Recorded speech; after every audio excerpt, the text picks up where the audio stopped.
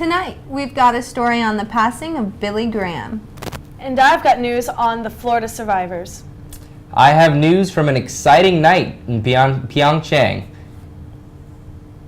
We've also got a lot of weather happening this evening. All across Iowa, we are seeing winter snow mix. And I'll have more on that later. Newswatch starts now.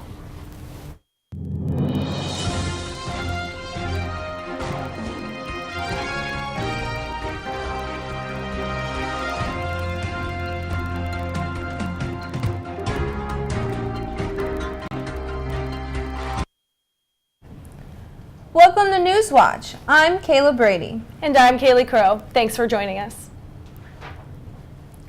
After Tuesday's early morning ice storm, Ames Public Works staff was busy hauling around 16,000 pounds of salt. Public Works staff members put salt down on the frozen roads, making it so that the roads were clear for Ames residents to get to work, school, and shops.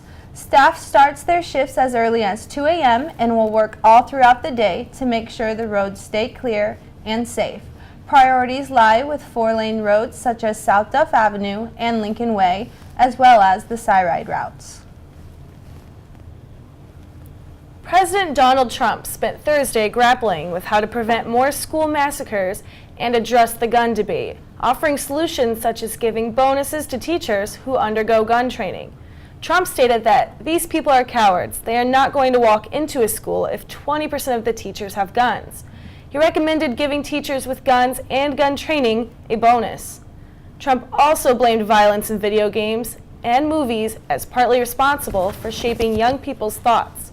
He stated that the National Rifle Association are good people and patriots who are ready to do things. According to the Des Moines Register, Frank Scaglione is no longer employed at Des Moines KCCI-TV. Nearly half a dozen youths have contacted the Des Moines Register about Scaglione pursuing inappropriate relationships with boys under the age of 18. Scaglione is being accused of asking young boys to send pictures of their genitals, as well as having a sexual relationship with one boy for well over a year. To date, Scaglione has not been charged with any crimes. Waukee and West Des Moines police departments are examining the claims. Survivors of Stoneman Douglas High School in Parkland, Florida, had a town hall meeting with the NRA, Marco Rubio, Bill Nelson and Rep, and many others on Wednesday night. Frustrated and angry, the students demanded change from the National Rifle Association. They, as well as their teachers and parents, asked Marco Rubio about whether they would support banning certain assault rifles and refused to take money from the NRA. The Stoneman Douglas students and parents also confronted NRA spokeswoman Dana Loesch, who said the organization feels the system for buying firearms is flawed and too many people who shouldn't be able to buy guns are getting through the cracks. Rubio said change can come when people on different sides who have strong feelings can agree on a way to make progress. America's pastor, Reverend Billy Graham, has passed away at the age of 99. Graham died in his home in North Carolina Wednesday morning. Through his preaching, Graham reached hundreds of millions across not only the United States, but the entire globe. His impact on American religious life will remain enormous as he influenced many American presidents. Graham was a spiritual advisor to U.S. presidents and has met every president since Harry Truman's presidency in 1945. Stay tuned after the break for a story on Fergie's apology. Journalist Laura Ingram sought to rebuke the Cleveland Cavaliers' LeBron James for talking politics during a recent interview. Ingram said she was not interested in the political advice from, quote, someone who gets paid $100 million a year to bounce a ball, unquote.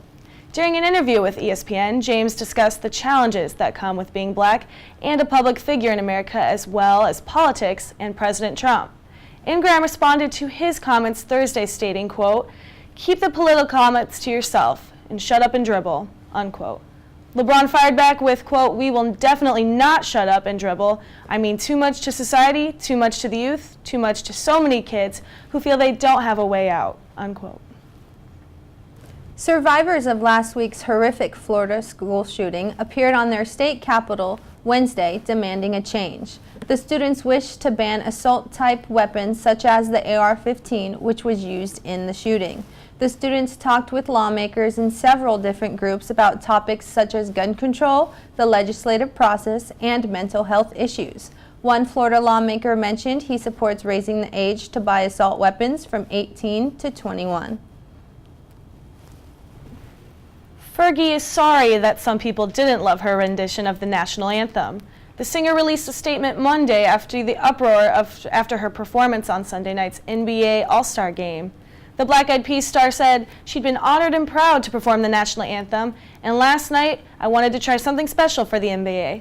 I'm a risk taker artistically, but clearly this rendition didn't strike the intended tone. She said, I love this country and honestly tried my best. Some theorize that with her sultry rendition, Fergie was attempting to emulate an iconic all-star national anthem that was better received. Marvel Studios released their latest movie, Black Panther, with high box office expectations over the 4-day weekend. According to Box Office Mojo, Black Panther shattered the record for the largest opening by a black director. Black Panther brought in a total of $242 million in the U.S. and $427 million worldwide. The opening weekend sold better than expected, even selling out locally here in Ames. Black Panther is on pace to being one of Marvel's biggest blockbusters. Elon Musk's The Boring Company, which plans on building tunnels that connect major cities throughout the United States, announced that they've been given permission to start building underneath Washington, D.C. Although it is unknown where the tunnels will go, building will start in an abandoned lot in the northeast part of the city. Digging has already started in Los Angeles, underneath the headquarters of Musk's other company, SpaceX. Up next, hear about the passing of Donovan Jackson's father. Stay tuned, you're watching Newswatch. Welcome back to Newswatch. The Iowa State gymnastics team is off to a great 10-2 start to their season. ISU TV's Courtney Horstman has more. Iowa State gymnastics team have started the first half of their season really well. They are 10-2 overall, 5-0 at home, and 2-1 away. They have been in the gym working hard on their routines, and it's definitely paying off. So far throughout the first half of the season, most of the athletes have been putting up season highs and career highs. This is going to help them stay motivated and work hard for the rest of the season. Not only does breaking their season or career highs, they have a great group of leaders who help them stay motivated throughout the season. The seniors are always in the gym working hard on perfecting their routines and staying positive whenever they have a rough competition or a bad day in practice. I was able to catch up with freshman Sophia Steinmeier to see how these seniors lead the team.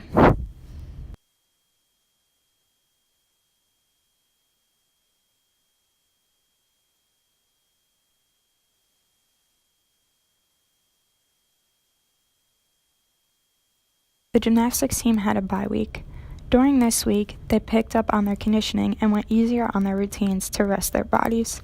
I was able to talk to senior Haley Young to see what she had to say about their week in practice.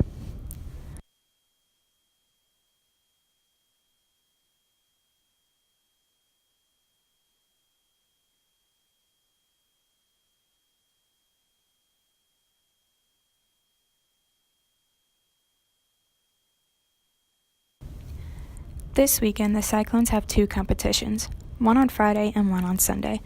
The one on Friday is home against number 19 Minnesota, Michigan State, and Wisconsin Stout. The one on Sunday is held at Lindenwood against Lindenwood and Illinois State. It is important for them to keep up their routines but also rest their bodies so that they're able to get through this weekend. I was able to catch up with Haley Young to see what their focus is for the week.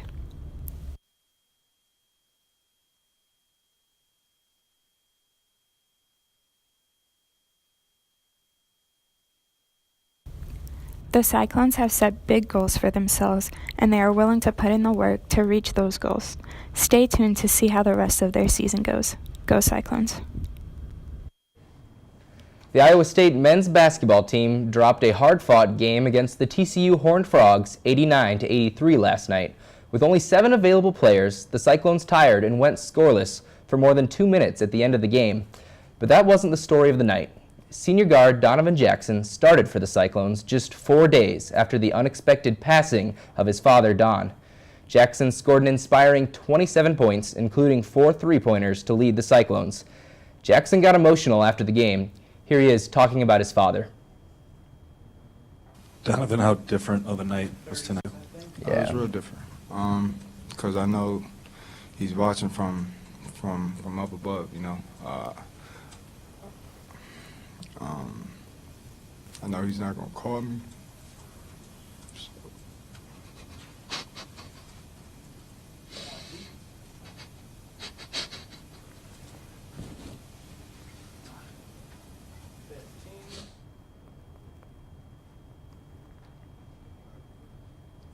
I know he's not going to call me, man. So, you know, I got to do everything he used to tell me I had to do. So, I tried to do it today. It was about more than basketball last night. It was about a team and fan base rallying around a courageous young man. Jackson will miss Iowa State's next game at West Virginia on Saturday to attend his father's funeral. That game will tip at 5 p.m. and can be watched on ESPNU.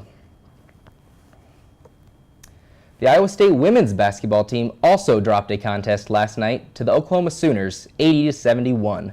The Cyclones failed to dig themselves out of a first-quarter deficit. Emily Durr led Iowa State with 22 points, while Meredith Burkall contributed 8 points and 8 rebounds. The Cyclone women returned to Ames on Saturday for their final home game of the season. Iowa State will play the 6th-ranked Texas Longhorns at 5 p.m. The game will be aired on FSN. Yesterday was day 1 of the Big 12 Swimming and Diving Championships, and the Cyclones left their mark. Iowa State is currently in 2nd place after scoring 62 team points. The 800 freestyle relay set a new school record and took 4th with a time of 7 minutes, 15.61 seconds. While the 200 medley relay placed 3rd, the Cyclones hope their strong performances carry into today's races, and head coach Dwayne Sorensen said, quote, "I think we're going to see something special tomorrow," unquote. Results of today's races will be posted online tonight. Once again, many athletes will be coming to town this weekend when Iowa State hosts the Big 12 Indoor Track and Field Championships at Lead Recreation Center. This is the 6th straight year Iowa State has hosted the event. The 21st ranked women's track and field team is hoping to defend several titles, while the men are looking to bring home hardware in multiple distance events. Competition begins at 10 a.m. on Friday and continues at 11 a.m. on Saturday. As we enter the final week of the 2018 Winter Olympics, things are starting to get interesting for Team USA. Last night, the women's hockey team defeated Canada 3-2 in dramatic shootout fashion. The win ended the Canadian women's 27 Olympic game win streak. It also ended a 4-game losing streak to Canada for the American women. The men's curling team added insult to injury for Canada when they defeated the Canadian curling team later that night in the semifinal 5-3. This will be the curling team's first ever gold medal match. The men have won an improbable 4 straight matches and hope to make it 5 against a heavily favored Sweden team this Saturday in the championship. Don't go away. After the break, we'll have your weather. Stay tuned. It's Newswatch. Governor of Missouri, Eric Greitens, was indicted on a felony invasion of privacy charge today. The governor photographed a nude or partially nude person without their knowledge or consent in 2015. Greitens admitted to having an affair in 2015 before he took office, but he denied claims of blackmailing the subject of the photo. Greitens has resisted calls but has agreed to resign, but many are pressuring him to do so. He is scheduled to appear in court on March 16th. Well, that's it for this edition of Newswatch. Stay tuned. Ames Tonight is up next. Stay warm out there, Ames.